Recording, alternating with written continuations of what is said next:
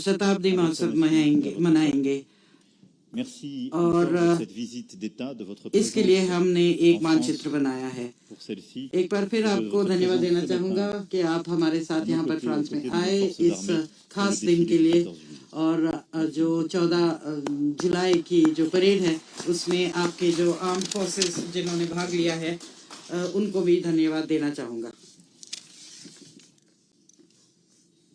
जी, और मेरे प्रिय मित्र राष्ट्रपति मैक्रो, दोनों देशों के डेलीगेट्स, मीडिया के साथियों, नमस्कार।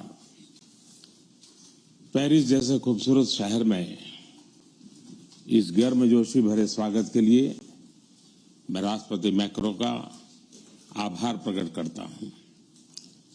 फ्रांस के लोगों को राष्ट्रीय दिवस के लिए बहुत बहुत शुभकामनाएं भी देता हूं।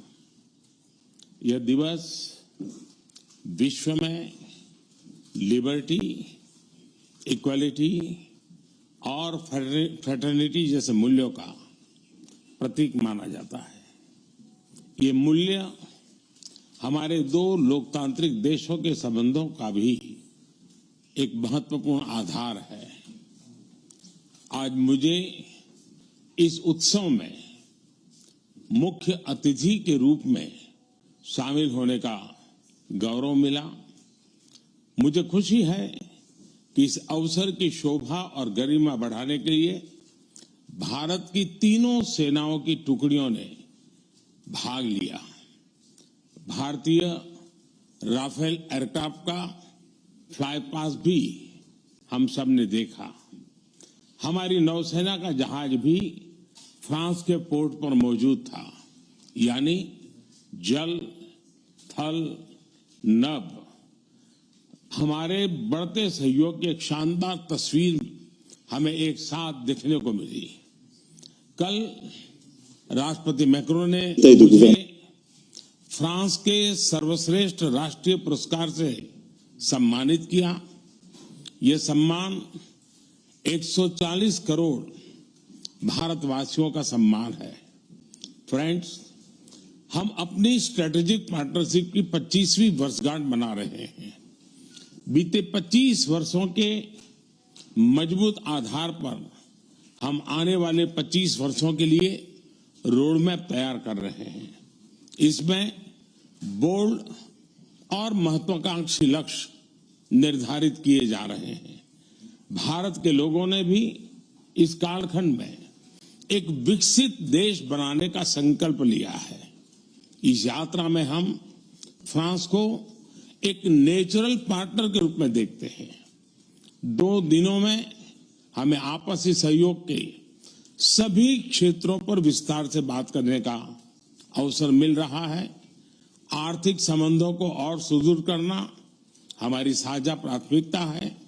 Renewable energy, green hydrogen, artificial intelligence, semiconductors, cyber, digital technology जैसे अनेक क्षेत्रों में सहयोग बढ़ाने के लिए हम नए इनिशिएटिव्स की पहचान कर रहे हैं।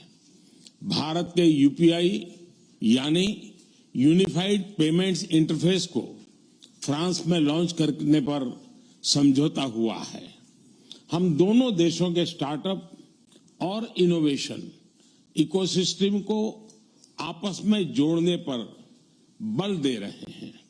समान विचारधारा वाले देशों के साथ मिलकर हमें टेक्नोलॉजी सप्लाई चेन्स के लोकतंत्रीकरण के लिए लगातार काम करना चाहिए। क्लाइमेट चेंज और पर्यावरण सुरक्षा हमारी साझा और मुख्य प्राथमिकता रही है। इस दिशा में हमने पहले ही इंटरनेशनल सोलर अलायंस स्थापित किया था, जो अब एक मूवमेंट बन गया है। अब हम ब्लू इकोनॉमी और ओशन गवर्नेंस के रोड मैप पर तेजी से काम करना चाहते हैं। सिंगल यूज प्लास्टिक के खिलाफ हम एक साझा पहल पर आगे बढ़ेंगे। इंडियन ऑयल और फ्रांस की टोटल कंपनी में एलएनजी के निर्यात के लिए जो लॉन्ग है, यह दोनों देशों के बीच गहरे आपसी विश्वास का प्रतीक है। मेक इन इंडिया और आत्मनिर्भर भारत, इसमें फ्रांस एक अहम पार्टनर है। आज हम रक्षा के क्षेत्र में भारत में नई टेक्नोलॉजी के को प्रोडक्शन और को डेवलपमेंट पर बात करेंगे। सबमरीन हो या फिर नौसेना के जहाज, हम चाहते हैं कि मिलकर केवल अपनी ही नहीं, तीसरे मित्र देशों की जरूरतों को भी पूरा करने के लिए हम काम करें। हमारी डिफेंस स्पेस एजेंसीज के बीच सहयोग बढ़ाने की संभावनाएं हैं। फ्रांस की कंपनियों द्वारा MRO facilities, spare parts, helicopter के लिए इंजन का प्रोडक्शन भी भारत में किए जाने पर हम आगे बढ़ रहे हैं। हम इसमें हमारे सहयोग को और सशक्त करने पर बल देंगे। सिविल न्यूक्लियर क्षेत्र में सहयोग को आगे बढ़ाते हुए हम small and advance modular reactors में सहयोग की संभावना पर चर्चा करेंगे। आज भारत में चंद्रयान के सफल लॉन्च पर पूरा भारत उत्साहित है। यह हमारे वैज्ञानिकों की बहुत बड़ी उपलब्धि है। अंतरिक्ष के क्षेत्र में भारत और फ्रांस का पुराना और गहरा सहयोग है। हमारी स्पेस एजेंसीज के बीच नए समझौते हुए हैं। इसमें सैटेलाइट लॉन्च सर्विसेज, समुद्र और धरती के तापमान और वातावरण को मॉनिटर करने के लिए तृष्णा सैटेलाइट बनाने का काम शामिल है।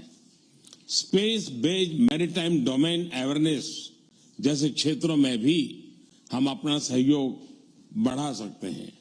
फ्रेंड्स, भारत और फ्रांस के बीच लंबे समय से गहरे पीपल टू पीपल कांटेक्ट रहे हैं। हमारी आज की चर्चाओं से ये संबंध और मजबूत होंगे। हम फ्रांस के दक्षिण में मार्से शहर में नया भारतीय कॉन्सुलेट खोलेंगे। फ्रांस में पड़े हुए भारतीय मूल के लोगों के लिए लॉन्ग टर्म वीजा देने के निर्णय का हम स्वागत करते हैं। हम फ्रांस के विश्वविद्यालयों को भारत में अपने कैंपस स्थापित करने के लिए आमंत्रित करते हैं। दिल्ली में बनाए जाने वाले नए राष्ट्रीय म्यूजियम में फ्रांस एक पार्टनर के रूप में जुड़ रहा है। अगले वर्ष पेरिस में होने वाले ओलंपिक्स के लिए सभी भारतीय एथलीट्स बहुत ही उत्सुक है। इसके सफल आयोजन के लिए मैं राष्ट्रपति मैक्रोन और उनकी पूरी टीम को शुभकामनाएं देता हूं। फ्रेंड्स, आज हम कई महत्वपूर्ण वैश्विक मुद्दों पर भी चर्चा करेंगे। इंडो पैसिफिक के रेजिडेंट पावर्स के रूप में इस क्षेत्र में शांति और स्थिरता के लिए भारत और फ्रांस की विशेष जिम्मेदारी है। हमारे सहयोग को एक रचनात्मक स्वरूप देने के लिए हम इंडो पैसिफिक कोऑपरेशन रोडमैप पर काम कर रहे हैं। Indo Pacific triangular development cooperation fund के प्रस्ताव पर भी दोनों पक्ष में ट्रायंगुलर हमारे बढ़ते सहयोग के शानदार प्रस्ताव पर भी दोनों पक्ष में चर्चा में है। इससे पूरे क्षेत्र में स्टार्टअप्स और इनोवेशन को बढ़ावा देने के नए अवसर खुलेंगे। भारत के इंडो पैसिफिक ओशन इनिशिएटिव में फ्रांस द्वारा मैरीटाइम रिसोर्स पिलर को लीड करने के निर्णय का हम स्वागत करते हैं। फ्रेंड्स, कोविड महामारी और यूक्रेन संघर्ष के प्रभाव पूरे विश्व पर पड़े हैं। ग्लोबल साउथ के देशों पर इनका विशेष रूप से नकारात्मक प्रभाव पड़ा है। यह चिंता का विषय है। इन समस्याओं के समाधान के लिए सभी देशों का एकजुट होकर प्रयास करना आवश्यक है। हमारा मानना है कि सभी विवादों का समाधान डायलॉग और डिप्लोमेसी के माध्यम से होना चाहिए।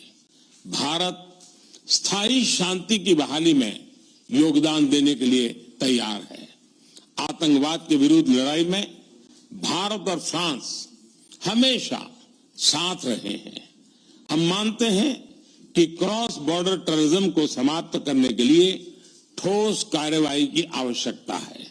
इस दिशा में सहयोग बढ़ाने पर दोनों देश सहमत हैं। राष्ट्रपति मैक्रो इस वर्ष G20 समिट के दौरान आपका भारत में स्वागत करने के लिए मैं और सभी भारतवासी बहुत ही उत्सुक हैं। एक बार फिर आपकी मित्रता और मुझे दिए गए आदर सत्कार के लिए मैं आपका बहुत बहुत धन्यवाद करता हूं।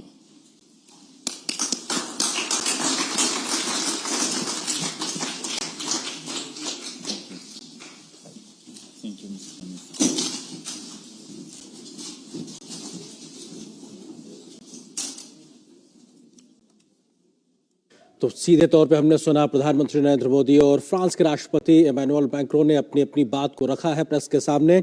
दोनों ही नेताओं ने इस बात का जिक्र किया है कि कैसे मिलकर आपसी सहयोग को हम बढ़ाने के लिए तैयार हैं, न सिर्फ उन क्षेत्रों में जो पहले से जिनमें हम सहयोग करते आ रहे हैं, बल्कि तमाम नए क्षेत्रों को भी हम आगे खोलकर लगातार उस दिशा में आगे बढ़ते नजर आएंगे। ये बेहद महत्वपूर्ण है। और प्रधानमंत्री नरेंद्र मोदी ने साफ तौर से कहा कि किस प्रकार से हम तमाम वैश्विक मसलों पर भी बात करेंगे और मिलकर दुनिया की बेहतरी के लिए काम करते नजर आएंगे। इंडो पैसिफिक का भी जिक्र किया प्रधानमंत्री मोदी